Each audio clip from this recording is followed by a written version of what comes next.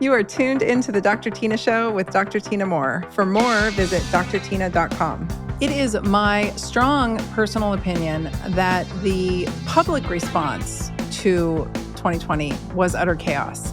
And so in this episode of the Dr. Tyna Show, I want to share with you what my mentor taught me decades ago when it comes to bolstering your health during upper respiratory illness season. So I'm not promising any treatment, prevention, or cure of anything, but I'm going to teach you what my mentor, Dr. Rick Marinelli, taught me. I was blessed to work with one of the best naturopathic physicians in the industry ever, in my opinion, for decades. And I happened to stumble into his clinic one day on a job interview after I had been rejected by another naturopathic physician who, interestingly enough, years later, we have beef. This guy didn't hire me, and he referred me off to Dr. Rick Marinelli. And Rick got a fax of my resume over the fax machine in the mid-90s after I had graduated in my undergrad from the University of Oregon in biology, one of the 10 best bio schools in the nation. I had abruptly changed my major at the very end of that journey to general sciences because I wanted to go pre-med, and I was sure of it. And I had the honor of being hired by Dr. Rick Marinelli. He taught me a lot of common sense, and a lot of what you hear me teach on this podcast probably came from him somewhere down the line at some point. I know I talk about him a lot here and there, and any of you who know my story know that he was a key player in it. But he taught me how to bolster my health. And I was walking today on the farm with my dogs, and I realized this is the time of year that I start really getting serious. And this is the time of year I encourage my family. And I have been teaching them and encouraging them in the same ways for decades that I'm going to be teaching you here today.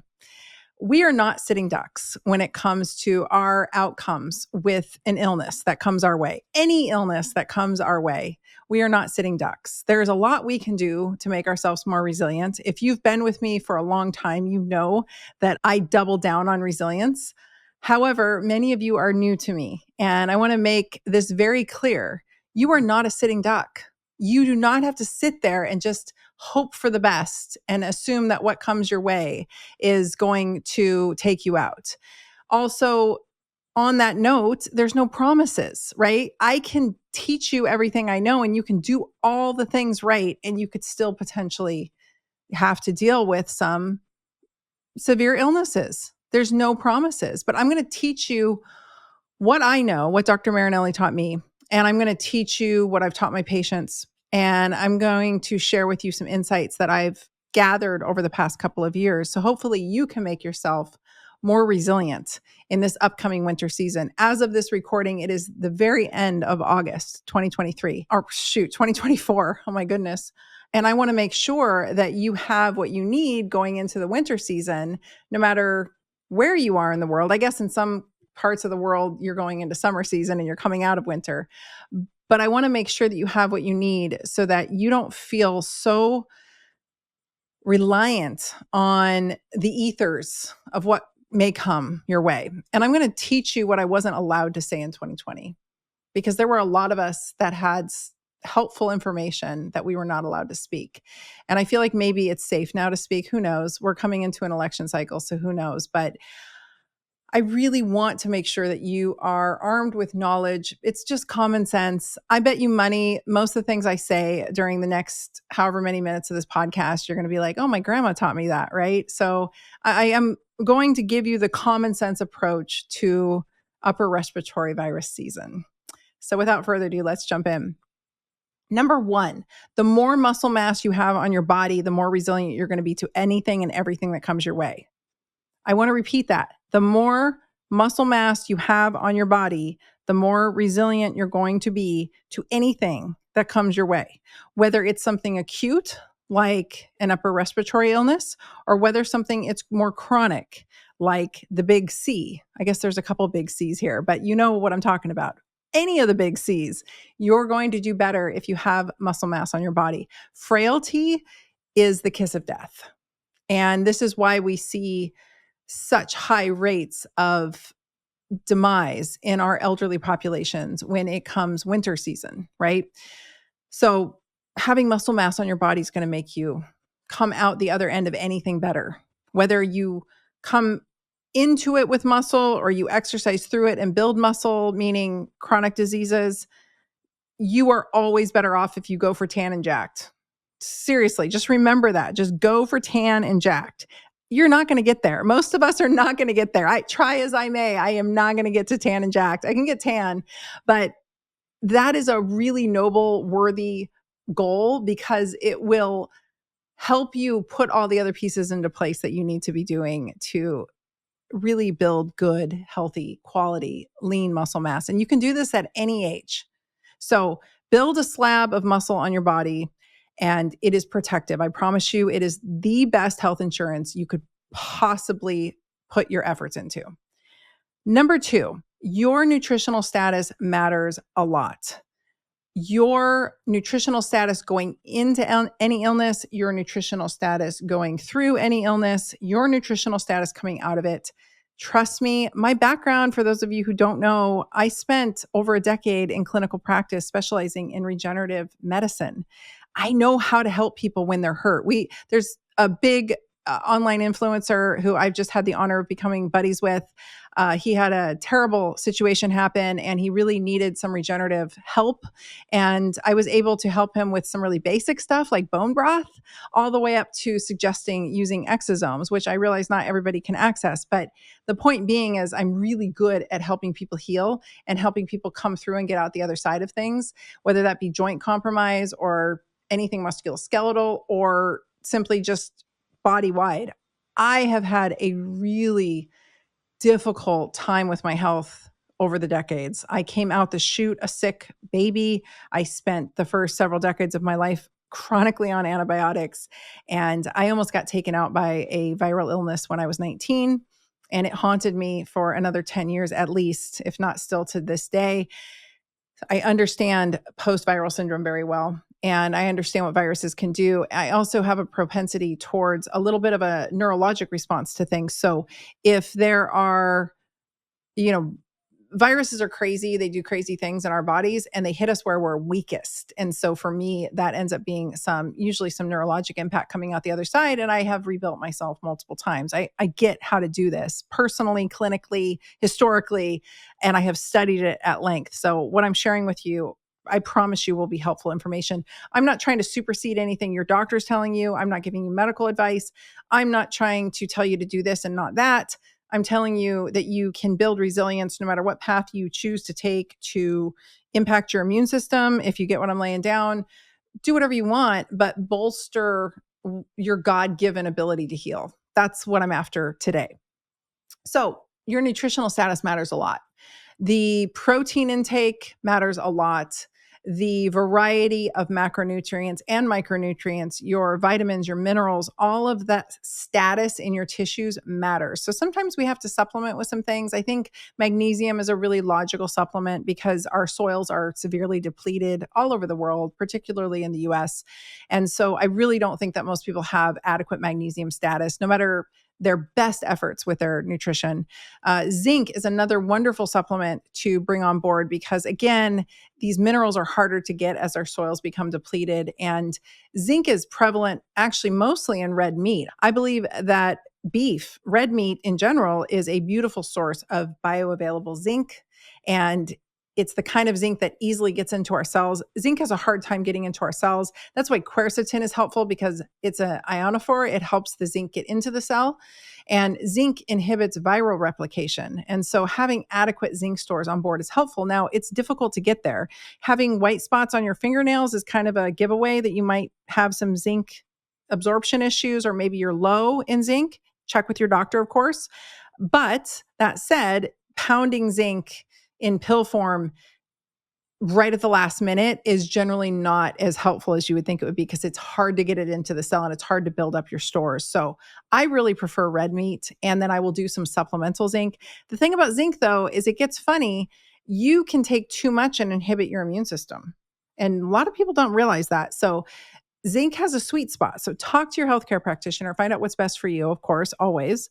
And remember that zinc is a belly bomber. If you take it on an empty stomach, you are going to feel like throwing up. So I prefer to take it at night. Personally, after I've had a little bit of food in my stomach, I take it at night, and that way I don't get the belly bomb effect. So just be careful of that. A lot of people give up on zinc because they swear it makes them ill. And I'm like, no, you're taking it on an empty stomach, or just maybe during the daylight awake hours, it's not your best friend. So something to consider. I do think that there are different forms of zinc out there, but zinc is zinc, and zinc is always a belly bomber, and zinc has a hard time getting in the cells. So eat your red meat if you're into that. I hope you are. I think beef is a really beautiful source of many micronutrients that are hard to get elsewhere, and it has a very lovely absorbable form of zinc in it. Another thing that I think is a beautiful supplemental intervention is vitamin C. Interestingly, all mammals make their own vitamin C except for hamsters, gerbils, and humans. So we don't make our own vitamin C, and it's helpful when it comes to dealing with immune anything. It works as an anti-inflammatory in the body. It works as an antioxidant. It does a lot of cool things in the body. And I think that it's very safe. We pee it out if we take too much, and it'll tell you, like, your bowels will let you know. Same with magnesium. Your bowels will let you know when you've had too much. So I love vitamin C. I love zinc, and I love magnesium. I think those are just kind of gimmies when it comes to that season of the year.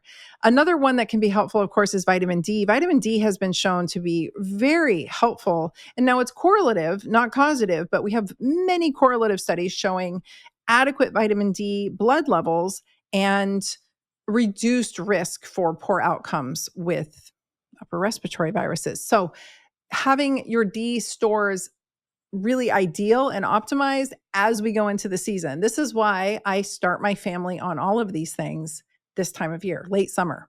And I say, let's get serious, guys, because we're going into the Oregon winter, which has its own issues. You know, some people live in really cold climates, and those cold climates are going to just suck all of the vapor out of the air and all the humidity out of the air, which makes viruses actually more resilient to being in the air. They just have a little more tendency to stick around in those really dehydrated places of super cold. We live in Oregon where it is more moisture, but it's so wet and damp. It like gets in your bones and it can just wear you down. And so end of summer, when the dog days of summer, it's hot out, but it's windy out here in Oregon. I know the seasons are changing. I get up in the morning to go out with my dogs and I'm like, whew, the seasons are changing. So this is the time we start our supplemental protocol in my family, and something I suggest to my patients as well. I'm just sharing this as an educational resource for you. I'm not giving you medical advice. I'm just sharing out what I know and what I've known for decades. None of this came about in 2020. This is what I have known for, I can't even tell you how long. Like I said, I had the honor of working with a really brilliant naturopathic physician who taught me all of this many decades ago. So C, very safe. Zinc, make sure you're working with somebody. Magnesium, if you take too much, you'll get the runs. And those are great places to start. Vitamin D, definitely get your levels checked, because interestingly, you may not be getting enough. There are reasons why people don't absorb the D or don't actually end up with really good blood stores of the form of D that we want. And one of them is the having excess adipose on your body. If you have extra fat on your body and that fat is pro-inflammatory, it can definitely lead to lower vitamin D levels in your blood. So it's the 25OH we're testing for, and that can be lower when you are tending more towards an obesogenic state, which I believe, and the studies are showing, comes down to the inflammatory response in the body. So something to consider. I like to get my vitamin D stores up via skin exposure, and I think that that's a really beautiful way to do it if you're not afraid of the sun. Your risk tolerance to sun exposure is up to you. I'm not going to tell you to go out and sunbathe and tell you it's entirely void of risks, right? Like, there is definitely skin cancer to be concerned about. I've done several episodes about, I recently interviewed a brilliant dermatologist. He's very pro sunblock I should say sunscreen. And he's very much about staying out of the sun. I did a safe sunning episode. Again, not medical advice. We have different skin types. We all have different skin types. We have different risk tolerance. We have different exposure histories. So I'm not telling you to go out and bake in the sun, but I'm not afraid of the sun personally. I will say it's definitely aging my skin. I'm noticing at 50 that I probably should have worn a hat more often, but, and I'm getting it all over. I'm funny. I'm like a funny girl with moles. So it definitely shows itself, but hey, you know what? I feel much better tan and I really enjoy being tan and I enjoy the sun exposure. It makes me feel incredible and lack of sun makes me feel just god awful. So up to you, but I do like to get my vitamin D stores up with sun exposure and then I supplement, but I check my blood levels. That's another thing. I check my labs about this time of year just to see where I'm at. If there's any time of the year that I test, it's late summer and I want to know what my vitamin D levels are at. So that is one of them. You want to work with a professional who can help guide you on that. You want to test your vitamin D. You don't want to take too much. Although I will tell you clinically, this is just anecdotal. And there is some data to support this. I have seen incredibly high vitamin D levels in people who accidentally, when I said take 5 drops of a supplement, they took 50 and nothing bad came to them. But of course, that's not something I would ever tell anybody to do. Don't mess this one up. D is a hormone. It's not a vitamin. It's a hormone at the end of the day. So make sure your D is in the range you want it. I like 50 to 80. Like on labs, I'm going for 50 to 80. That's where I want to see it on patients. So just so you know. All right. So nutrition is key. Muscle is key. I think the third one I would list, this is a hierarchy, by the way. The third one I would list is sleep. I will tell you of my friends who chose not to get the going intervention. Generally speaking, everybody's doing very well. Well, 100% actually. Everyone's doing very well. I don't know a single person who chose not to get the intervention who isn't doing very well. So that's just my experience personally and anecdotally. I'm not making any claims on that. That said, the people who did have a difficult time with an upper respiratory illness, they were generally sleep deprived. The bulk of them, because you bet I asked. Every single person I know who chose to go the all natural route, who told me later, like, man, it kicked my butt. The going upper respiratory situation. I asked them questions because I wanted to know, and I always zoned in on sleep because I think that's a big one. And we just got confirmatory data recently about that and poor outcomes with the going upper respiratory virus. That has been, the big thing the last few years. I dare not speak its name. It's like Voldemort. Don't speak its name. There is actually now we have data showing that those who are sleep deprived or having sleep issues were faring more poorly than those who were not. So I think getting your sleep dialed in is huge. I will tell you, ladies, if you are anywhere near middle age, total off topic caveat, I'm hearing a lot about women in early menopause. You can have just low hormones from burning your frickin' systems out too. It doesn't have to necessarily be early menopause, but there are times and places where hormone replacement is really appropriate, even in younger women. That doesn't mean we give pharmacological doses. We give physiologic dosing of what they're low in. But that said, if your sleep is off, I generally start looking at hormones. First thing I look at is, are you exercising? First and foremost, if you're not moving every day and sweating to some degree, I do not want to hear about you having sleep issues. We have to wear ourselves out. I've done entire podcasts on sleep. You guys can go back and check those out. Entire conversations about sleep. And first and foremost, we have to wear our bodies out. We got to off-gas the steam, right? We got to off-gas the energy, just like kids and dogs and puppies and you name it. If we want well-behaved children and well-behaved animals and pets, we have to, let them get the let out. So we have to be moving if we want to have good sleep at night. We have to absolutely get good daylight in our eyes. We have to get morning light. I really prefer midday light, and I prefer that sort of late afternoon, waning sun, sunsetty, just before sunset. I really think that's wonderful light. It tells your brain that what time of day it is. So I don't care if it's raining. I live in Oregon. It rains 9 months out of the year here. It's gray. I still get outside morning, midday, later day, even if it's just for a minute or two, preferably longer, but even if it's just a minute or two, because it might be like blowing rain sideways, freezing cold, and you don't want to be out there.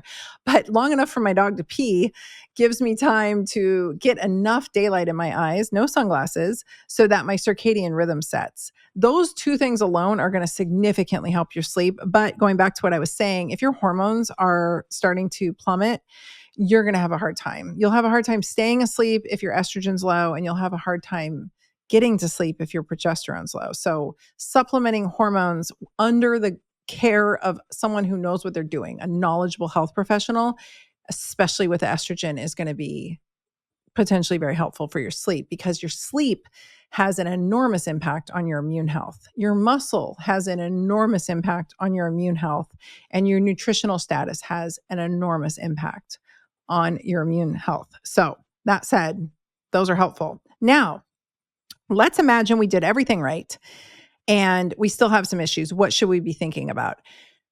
Adipose tissue on your body can be very pro-inflammatory, and you have an immune system inside your adipose cells, your adipocytes. You have insulin resistance inside your adipocytes. So I call it fat cells going rogue. When fat cells go rogue, the immune system kind of can really go bonkers. And this is where we start seeing those cytokine storms. The more adipose tissue you have on your body, the more rogue, the more potential for it going rogue, and the more potential for poor outcomes with any upper respiratory virus. So we knew this long before 2020 when it came to influenza.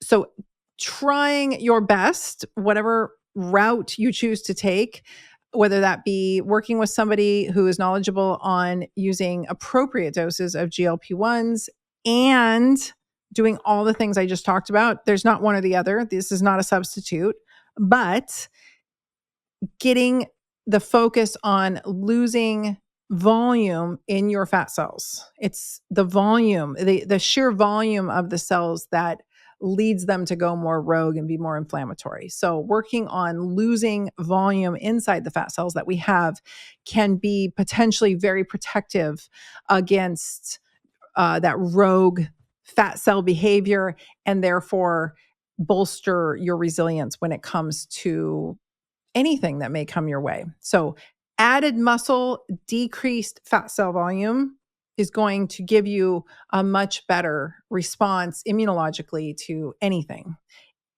According to the data, generally speaking, and what I've seen clinically, that is my opinion. That is not a judgment on anyone's size or, none of that. This isn't about vanity. This is just about sheer immune function overall. That's kind of the recipe that gets you in the sweet spot. That's the goal, right? We're working on that. The more muscle you have too, muscle just by itself has a higher metabolic rate, and it's going to help your body really decrease the volume of those fat cells. So those are the big ones.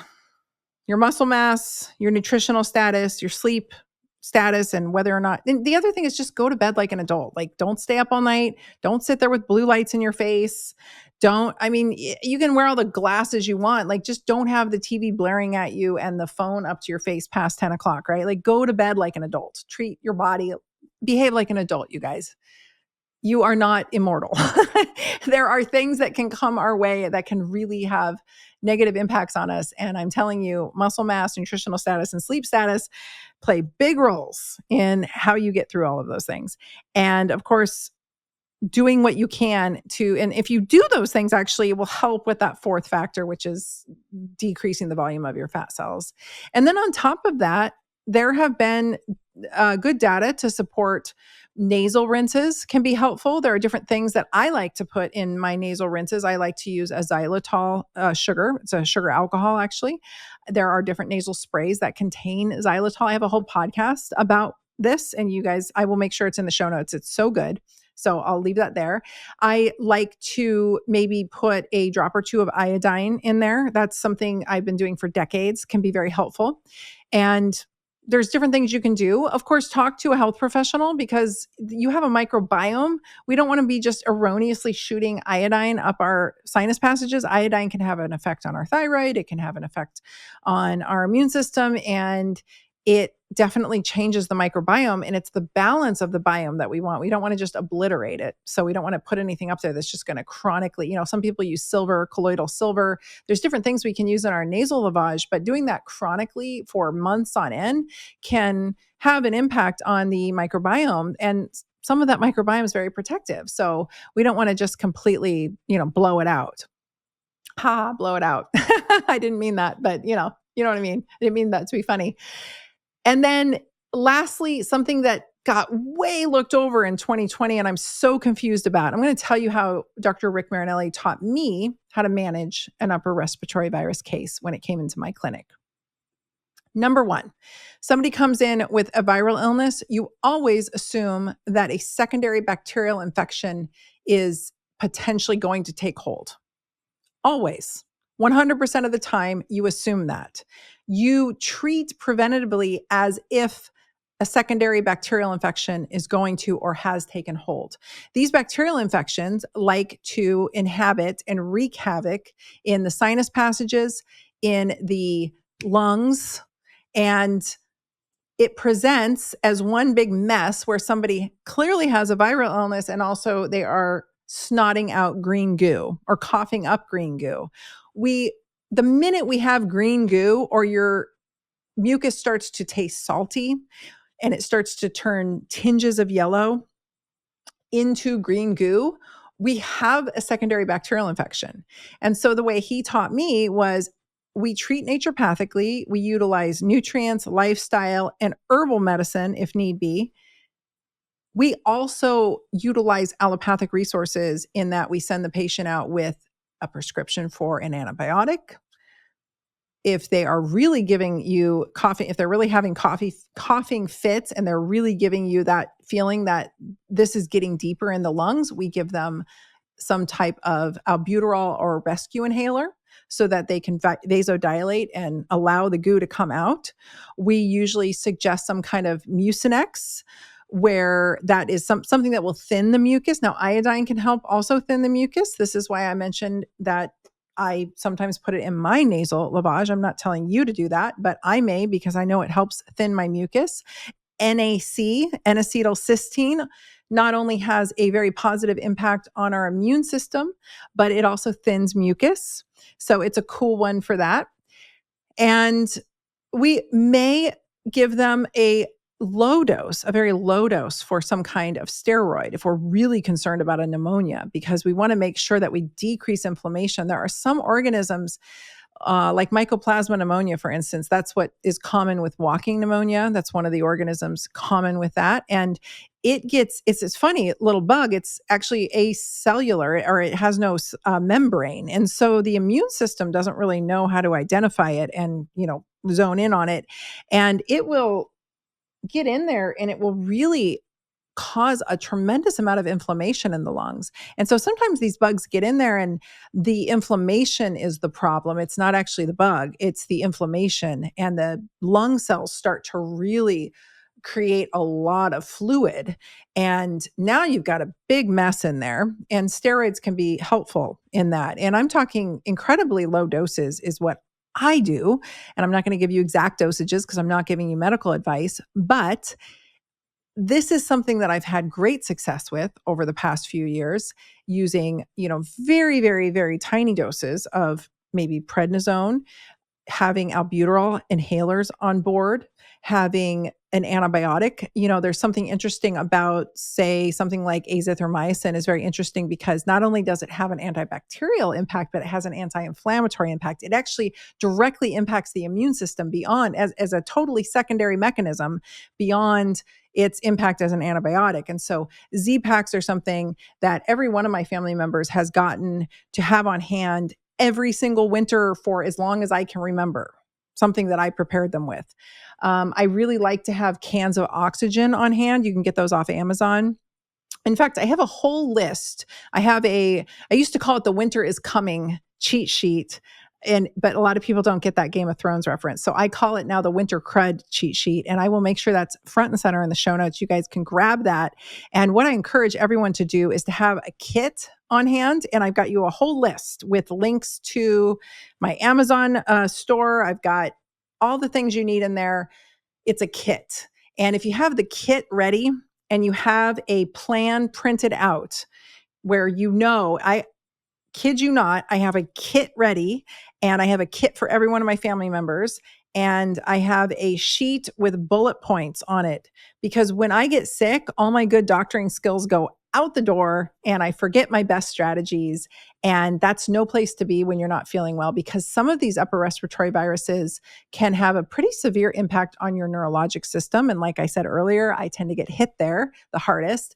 And your brains just go out the window, right? Like, have you ever had that feeling when you were ill and you felt like your head was floating above your body and you just couldn't make sense or think of anything logical? That's not a great place to be. And sometimes they cause apathy.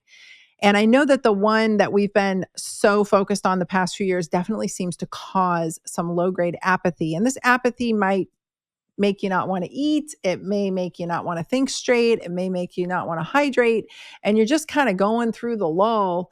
And unfortunately, that lull, even just for a few days, if you're not being really diligent, you can end up very ill.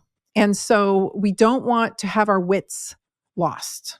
And we're going to maybe lose them. And we might actually have high fever and we maybe will lose them to that. And so we have our cheat sheet, if you will. We have a plan, a strategic plan. And my plan is a little different than my husband's plan because my husband tends more towards cardiovascular issues and I tend more towards neurologic issues and actually pneumonia, upper respiratory or lower respiratory. I tend to really below the collarbone, I have issues. So I have a little bit different plan for each one of us. I have a pulse oximeter in there in my kit. And so you can put something inexpensive you can buy off Amazon as well. And you put it on your finger and you can gauge your pulse ox and know, are you oxygenated? You've got your can of oxygen. You've got your supplements in there. You might have some pharmaceutical interventions that you gather up and make sure that you have on hand. And some of the more popular ones that have been talked about in the past few years, I have all of those in there. I have a strategic plan. I might have some Vicks Vapo Rub. So that's actually quite nice. It isn't just to breathe in. There is some wonderful impacts of menthol on just allowing the chest to relax a bit and some of that musculature to relax because those lungs can get really, if you're coughing a lot. I really like the Fisherman Friends cough drops. I think those are fantastic. They taste terrible, but they have such a strong impact on a severe cough. Probably the best I found. And I am somebody, knock on wood, I am somebody who tends towards pneumonia. I have an inhaler. Like I mentioned, I have a nebulizer. You can also buy those off of Amazon and you can buy saline. Saline is an incredibly soothing thing to nebulize. And often, not even exaggerating, often I would just tell patients to do saline. It's so safe and it's such a wonderful thing to nebulize and there's literally no risk there. And of course, if you have asthma or some kind of chronic respiratory illness, talk to your doctor about all of this. Don't just be nebulizing random stuff. But saline, for the most part, is really quite safe. There are other things we can nebulize that your doctor may be able to get for you. There's some low-grade liquid steroids we can put in there that will give you just a little bit of a steroidal support to decrease the inflammation in the lungs. But every single one of my family members has a nebulizer. And they all have saline, and they all have a kit on hand, and they all have a can of oxygen, and they all have a pulse ox. Thermometer is another good thing to have in there. Anyway, I have all of this written out in my winter crud cheat sheet. You guys can grab it in the show notes. And hopefully that's helpful to you. I've had hundreds of people download it, thousands at this point. It's been out there for years now. And so many people have mentioned to me and written me later saying, thank you. I built one for my kid at college. I had one in our house. I gave one to my parents. They built a kit out for each person in their family. And it just was a lifesaver for them to be able to have a plan of action, have what they needed right there within reach and not have to go all over the house to try to find everything. So that's my one big pearl there. And just expect a secondary bacterial infection. I really think that a lot of poor outcomes that happened over the past few years probably had to do with a secondary bacterial infection that was not treated soon enough or aggressively enough. And when your immune system's being compromised by a virus, and now you've got a secondary bacterial infection taking hold, that's really the recipe for disaster, right? We just don't need it. It's like, it's you're really just adding an extra layer of difficulty to the equation, and the body can't always handle that so well. So making sure we're prepared for and expecting. And if you start having tasty phlegm, like salty, tasty phlegm that's going from yellow to green, you probably have a secondary bacterial infection.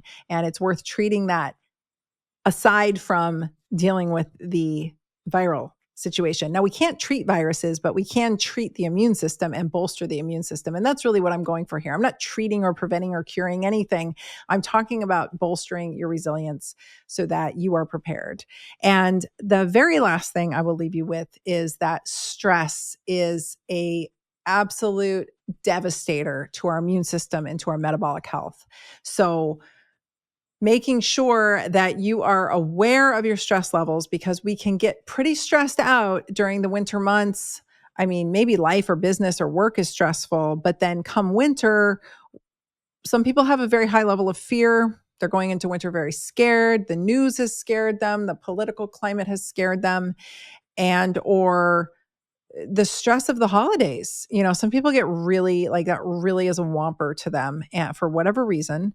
And I'm not judging. I understand. Some of us have lost loved ones. Some of us go into a grief period. I will tell you, in Chinese medicine, grief and the lungs are very connected. And every time that I've had a very bad bout of pneumonia, I was also in a deep state of grief. So grief is a big one. So whatever it may be, you're going into winter, you're not getting as much sunlight. You're not getting as much good quality daylight. The air is getting more dried out because it's getting colder and colder and colder. This is where a humidifier is awesome. A humidifier can really help keep the moisture in the air so the viruses don't replicate as well.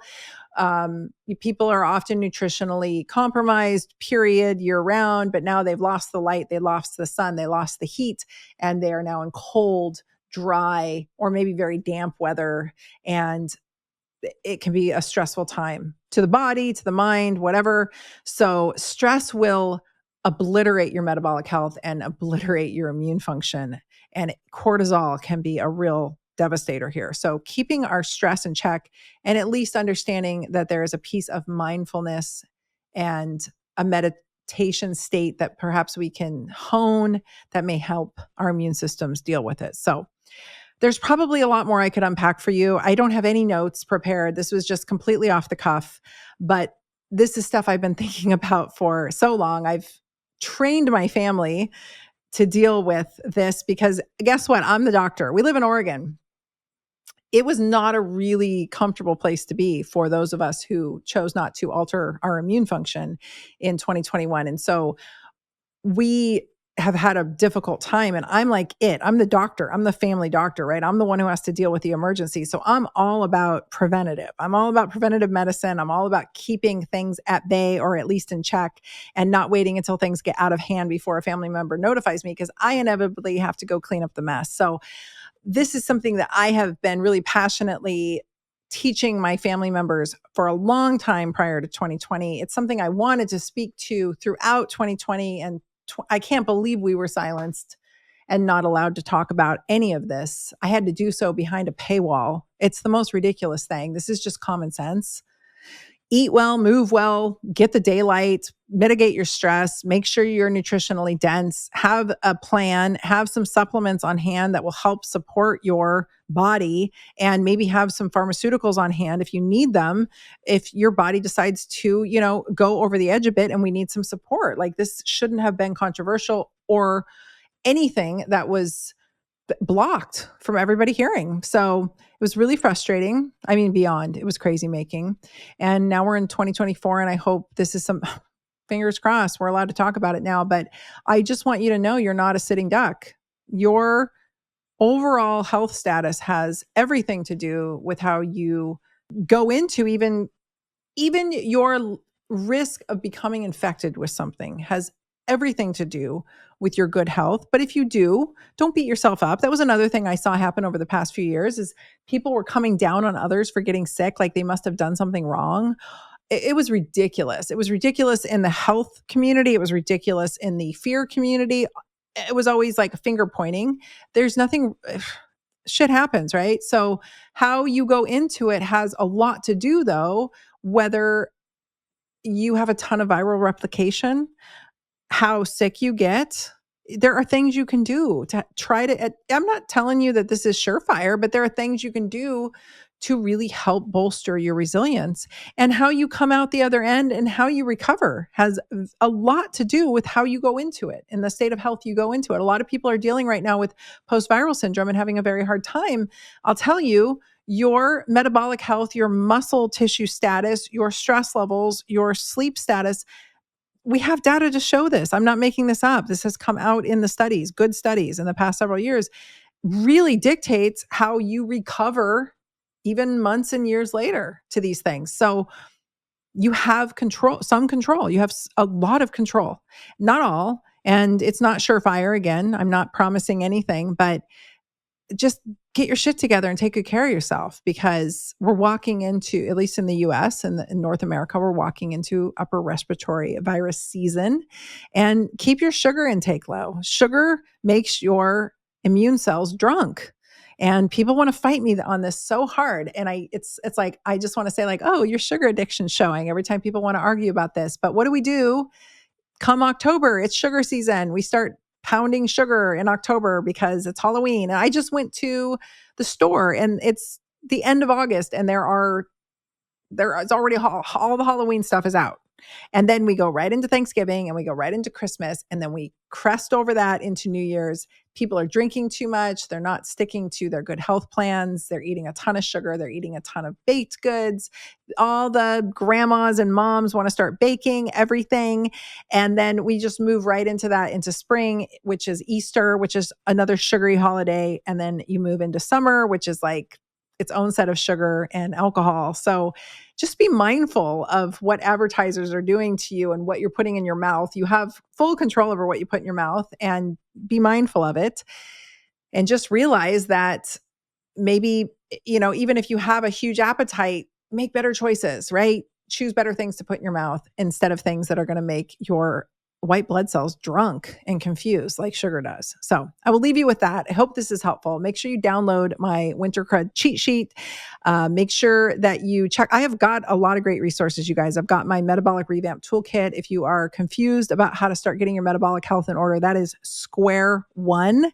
And there's a lot of great information in there that will help make you more resilient. So grab that. If you don't know how to start strength training, or you just need some basic help getting started, I have got a great program called Dr. Tyna's Strength Corner. So I'll make sure the links are in the show notes for that. And I'm here to help. So I hope all this is helpful. Go back and listen to many of my podcasts. If you go to my website at drtyna.com, you can find the podcast link. On that page, I have an AI search engine. So all my episodes are there. And if you search by word or term, every episode I've done where I've mentioned that comes up. In fact, it takes you to the place in the podcast where I talk about it specifically. So it's a really great resource. I hope you'll take advantage of it. My team has worked very hard on getting that on the website and getting it going. So there's no excuses. I've been doing this pod for years. There's 100-something episodes, and I'm promising you I've covered all of this at length somewhere else as well if you want to learn more. So with that, I will bid you adieu, and I wish you the best in your journey to resilience as we walk into upper respiratory virus season. Thanks for listening to the Dr. Tyna Show. This is a Wellness Loud production produced by Drake Peterson and mixed by Mike Fry. Theme song is by John the Guild. You can watch the full video version of this podcast inside the Spotify app or on YouTube. As always, you can email the podcast at podcast@drtyna.com. That's DRTYNA. And if you like this episode, please rate, review, and subscribe on your favorite podcast app.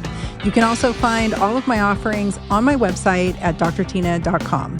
For more shows by my team, go to wellnessloud.com. See you next time, and thanks for listening. This podcast is for general informational purposes only. It does not constitute the practices of medicine, nursing, or other professional healthcare services, including the giving of medical advice. I am a doctor, but I am not your doctor.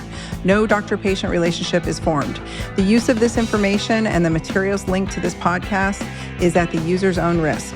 The content on this podcast is intended not to be a substitute for professional medical advice, diagnosis, or treatment.